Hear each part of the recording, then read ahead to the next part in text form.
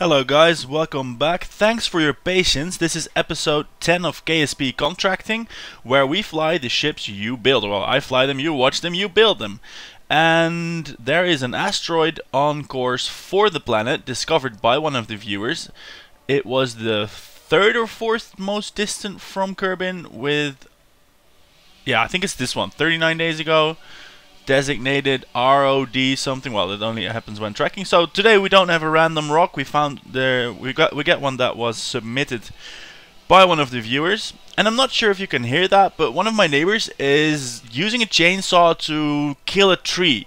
So if there's some sound annoyance, some noise, some chainsaw noise really, well, sorry about that, and I think the tree won't last too much longer, so it won't persist for many episodes, I don't think. Anyway, I'm back in Holland. Here we have this asteroid headed into the sphere of influence of Kerbin in about 72 days. That's wonderful. Of course, as to the rules of our series, we are now fast forwarding time by 30 days, because otherwise we won't be able to do a launch, so that's day 270 that we're targeting. Right. Anyway, I'm back in Holland. My computer made the trip. I'm living with my girlfriend now in a wonderful house, in which I actually have an office/game room, which is nice. Life is going to get busy though with hunting for jobs and, you know, having a family. So don't expect a video a day, but I will definitely keep making them, so don't worry about that. Also, it's getting summer, and wow, that's wonderful opportunities to do things, meet people, and have fun. So probably not going to sit inside all day every day, but I like that, so I'm not sorry about that. Anyway, today we are playing Kerbal Space Program in this KSP Contracting show. We have 10 more days to fast forward, and then I'm going to unveil what our next few launches will in fact be doing. And I'm just going to trust the astronomers from yesterday that we are not running into any asteroid problems within the next 30-day time frame that we have to do this mission. Now, while I was away, well, not really away, while I was flying, moving, not making any videos, let's do a little bit of time warp so that we can launch in the daytime. While I was away not making videos, 3 of my viewers, subscribers, and online gamer friends, say Nathan Jesse P, Rule, and Art Plays, who I think has a YouTube channel of its own. If you're watching, Art, I think you are, do shoot a link and I'll put that in the description or in the comments, or I don't know, plaster it all over the video, how YouTube allows you to do that. Anyway, they have been making a joint mission, or well, not really a mission, but they've been designing ships in unison for a multi-launch, multi-contractor mission to Duna, which we will be attempting. So let's have a look at what we got here. Right, all of this submissions, we have a lot of submissions, not only from these 3 guys, but from a lot of other viewers as well. And the submissions there, it's too many of them for me to remember who did what. So that brings me to the one important announcement of today. Please, in the subsequent submissions, write your name in the ship description, so that I can correctly attribute the ship to the guys that made it. And some of you already do, of course, but for instance, this Kerbal Rescuer, I just loaded it into the parts screen, but I can't remember who made it. Let's have a look at it anyway. So what do we have? A Kerbal Rescuer. This is of course for the Kerbal stranded on Minmus, who is in fact not stranded on Minmus anymore. It is massively large and beastly though, so I might use this for something. If at some point a Kerbal needs rescuing, this could do it probably. And what else have we got? We got the KPRR Graboid to grab an asteroid. This was actually combined with the asteroid that I tracked earlier. I think it was William. As I said, I can't remember who made the ships because there's too many of them. So write your name in the ship name. This is made to go to an asteroid, grab it, and do something with it. Either grab it, return it, or well, study it, I suppose. Looks like a nicely massive rocket. What else did we get? We got the... yeah, we got some more advanced designs that we can't really use at the moment. The Science and Snack Rescuer vessel. This looks good. I must have talked about snacks somehow. What? It's a jumble of struts and boosters. Wow. I don't dare touch this, but it looks really nice. The problem I'm running into now is that I was initially going to launch one of the... What is this? I was going to launch one of the... damn it, I can't speak anymore. I was going to, it's the chainsaw outside. It's sawing through my head. Anyway, I was going to launch parts of the joint Duna mission, but apparently they have parts that I can't use. So guys, if you have used any parts that are not in the tech tree, that's fine. I will unlock them well, automatically as we go along. But if there is a mod in there or something, could you resubmit it without the mod? Because then I can use it. What do we have here? I think in Griswold Futures the IGYT. This might be part of the Juna mission that I can launch now. This has Juna in it here at any rate. In Griswold Futures Juna Lander. Right, it's a bit of a long name and a bit of a strange name for a spaceship. It is the Griswold IGYT in Griswold You Trust Juna Lander. But I suppose it says what it does right there in the title. It should land on Duna. So we are going to launch this into orbit, where it will await docking to the other parts of the expedition. This looks solid. Yeah, looks good to me. We are going to put this in orbit. It is now going to be part 1 of this mission. So let's move on to the launch pad. Here we are on the launch pad, and perhaps predictably still with the huge flight UI. Still haven't remembered to make that smaller. Our premier astronaut is Merkas Kerman, a name that could get really large and important in Kerbal history, as the first Interplanetary Society citizen. Citizen of Society, bit double, isn't it? Anyway, the first interplanetary guy. Let's go launch. Here we go. Ooh, that goes up really quickly. Nice. I'm going to try and keep this video somewhat short, because as I have just remembered, I have absolutely no idea of the speed and fidelity of the internet connection here.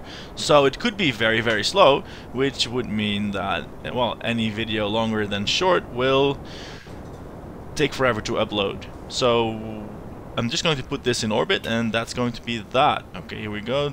Ditching the first asparagus stalks. We're boosting upwards using these LFB KR 1x2.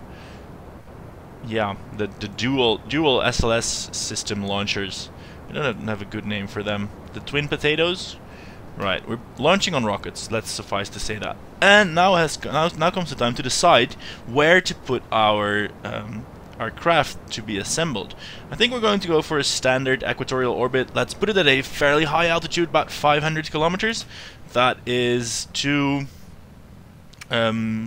put the planet into the low fidelity render system, so that should the part count of our combined vessel skyrocket, then performance shouldn't, at least it shouldn't suffer from being in the vicinity of the planet.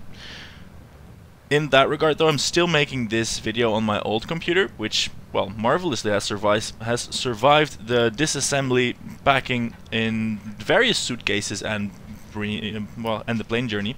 It survived the trip, I'm trying to say. My new one, it has been assembled at the shop. They're just missing the video card. Oh, I'm forgetting to turn over. I should do that.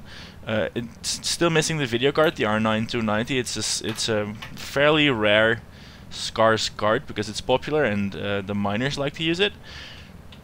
But I'm content waiting for it. I think I'm going to call them up on Monday and have them ship everything but the video card, and then they can just take as long as they want, sending me the video card. And well, I'll plug my old HD 5870, I think is what I have now.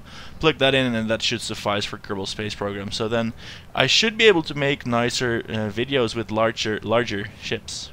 Well, it'll still be me. I won't be upgraded, sadly, but the frame rates certainly would be.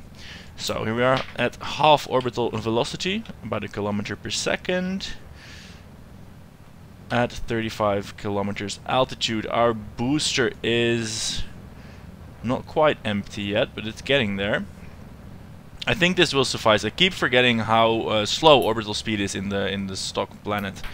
So we will boost this to about 2300 meters per second at this altitude. Or, well, I have no idea what I'm doing, so I'm just going to look at the map view. Let's put this apoapsis at 300 kilometers.